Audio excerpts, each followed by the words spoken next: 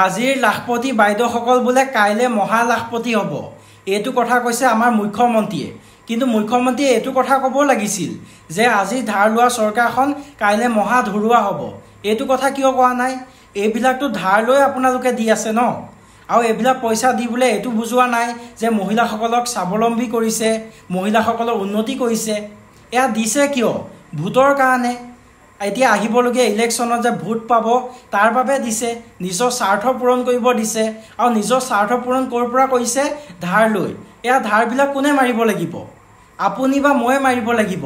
Tax ল'ব, গুণ্ডা টেক্সটো এইফালে লৈয়ে আছে, এইফালে চৰকাৰী টেক্স ল'ব, আৰু বেলেগ বেলেগ ৰাস্তা বনাব জনসাধাৰণৰ পৰা টকা লুটিবলৈ, আৰু তাৰপিছত তেওঁলোকে ধাৰ মাৰিব।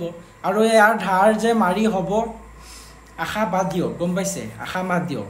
এতিয়া ধাৰ লৈছে, সেইবিলাক পইচা এনেকুৱা কামত লগাব লাগে য'ৰ পৰা অসমখনৰ উন্নতি হয়, য'ৰ পৰা পইচাখিনি ঘূৰাই দিব পাৰে। কিন্তু নাই, লাখপতি বাইদেউ মহালাখপতি বনাব, ধৰুৱা চৰকাৰখনৰ মহা ধৰুৱা বনাব। বৰ্তমান এয়াই চলি আছে দিয়ক।